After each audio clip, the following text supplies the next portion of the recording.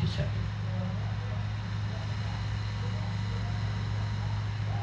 Di jejak sangku saya Karyo. Nah, untuk selanjutnya saya akan membahas atau berbagi pengalaman masalah ajian, yaitu aji gelap ngampar. Aji gelap ngampar. Kita harus tahu asal usul ajian itu dari mana. Terus siapa aja yang pernah megang. Nah, ternyata sesuai dengan pengalaman saya waktu berkelana, kan tahu ternyata aji gelap ngampar itu adalah asal usulnya dari alas ketonggo. Alas ketonggo adalah suatu hutan. Man nggak tahu saat ini seperti apa karena kita udah puluhan tahun nggak pernah ke sana lagi karena sikon situasi kondisi. Tapi itu tidak jauh dari kota Ngawi. Nah, konon ceritanya alas ketonggo itu adalah kerajaan. Kerajaan apa? Makhluk-makhluk halus. Mungkin orang-orang dulu banyak yang memahami atau pernah dengar cerita bahwa alas ketonggo itu bukan sembarang alas. Kita bisa duduk siang aja sendiri, itu suara udah kayak pasar malam, ramai sekali. Itu bagi yang kuat, apalagi malam. Nah, aji gelap ngampar ini pernah dimiliki Eyang Sambernyawa. Tapi sebelum itu gelap ngampar itu adalah dimiliki oleh Patih Gajah Mada. Yang Patih Gajah Mada dimiliki oleh Eyang Sambernyawa. Ternyata gelap ngampar ini pernah, dan saya perhatiin, saya masih ingat. Kalau saya lihat gerak-geriknya, kita lihat ternyata aji gelap ngampar ini Presiden Soekarno, Presiden pertama Republik Indonesia, itu juga memiliki. Kenapa saya bilang begitu? Pada saat itu Presiden Soekarno pidato di alun-alun utara depan keraton Yogyakarta. Ada suatu alun-alun luas, dia pidato. Begitu dia naik panggung, satu orang pun tidak bergerak dari tempat berdirinya atau tempat itu. Padahal ribuan orang.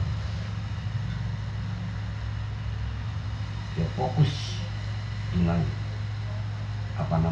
pidatonya Insinyur Soekarno. Nah, pada saat itu hujan gede, hujan lebat, tapi tidak ada satupun pergi dari tempatnya, tetap mendengarkan pidatonya.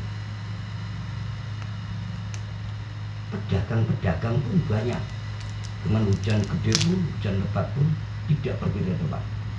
Tapi kok ya habis dagangan itu dibeli sama masa. Nah, saya berpikir ternyata dia memiliki. Ternyata tidak hanya Presiden Soekarno, Presiden RI yang kedua Bapak Soeharto sampai ini juga begitu. Kenapa? Karena setiap dia bicara, apa enggak sedikit temperamen tinggi, orang itu fokus, tidak ada yang berani melawan. Dia semua mendengar. Itu sana. Setiap pidato, entah itu sidang nggak ada satupun yang membuang muka, fokus.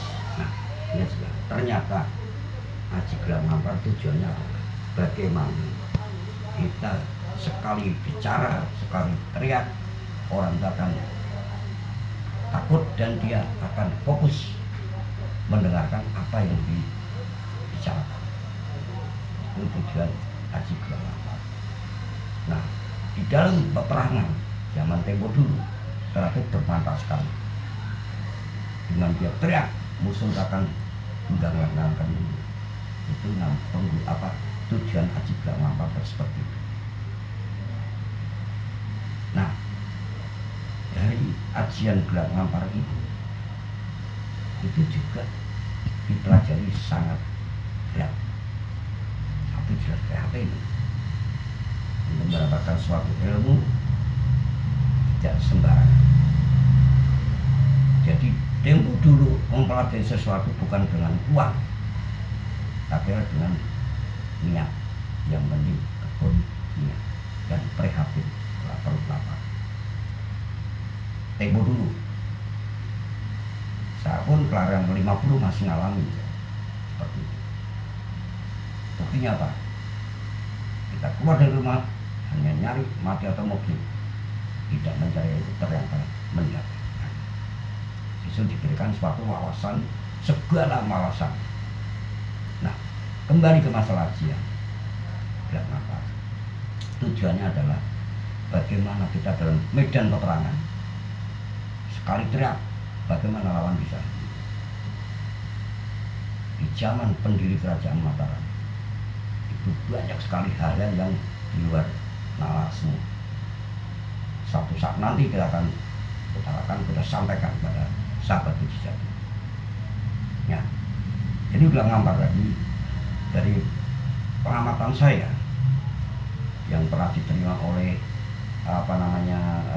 beberapa leluhur kita, ternyata dari Bapak Presiden Soekarno, Presiden pertama Republik Indonesia dan kedua Indonesia. Buktinya apa? Bisa menjabat sekian puluh tahun. Kalau tanpa mempunyai sesuatu yang bagaimana rakyat itu bisa nurut, bisa fokus ke dia, mengikuti perintah dia, tidak mungkin akan bisa menjabat sampai sekian puluh tahun. Suatu bukti. Nah, cara untuk mendapatkan itu atau mempelajari, saya kembali lagi bahwa kita perlu prihatin atau tirakat berpuasa. Nah, untuk masalah ini Gelap Ngampar ini dengan puasa pertama dimulai dari hari Sabtu Kliwon. Ya. Nah, puasanya apa? Pertama, puasa mulai sehari semalam, pembersihan dulu. Nah, sampai kita main masuk puasa aja, bersihkan dulu lah hati kita, fisik kita. Kalau dulu kan misalnya kita mau bulan Ramadan aja kan main keramas, itu kan fisik. Harus kita puasa supaya Pak luar bersih, baru masuk dilanjutkan puasa 40 hari 40 malam. Nah, boleh makan cuma setiap jam 12 malam. Bayangin aja, nggak gampang kan mendapatkan ajian. Nah, setelah 40 hari puasa, lanjut dengan puasa lowong 7 hari 7 malam.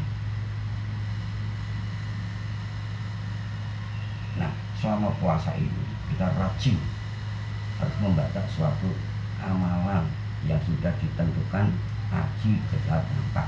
Jadi setiap ajian itu harus dihafal. Selama menjalankan puasa itu dibaca terus semua ajian. Nah, ini nanti semua ajian itu digunakan untuk apa? Bagaimana cara menggunakan? Misalnya kita mau maju perang, sama dulu kita baca dulu, baru maju perang. Atau kita bepergian, kira-kira kita feeling kita tempat yang agak rawan, baca. Itu mencari keselamatan. Jadi kembali lagi, ajian zaman dulu tidak dipertontonkan bagi apalagi pusaka senjata pamungkas. Ya, jadi tidak sembarangan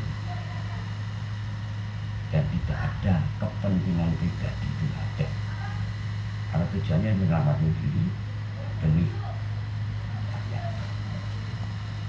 Itu Aji Gelap Ngampar. Jadi kembali lagi bahwa juga mengampar adalah dari yang saya terima adalah dari Alas Ketonggo.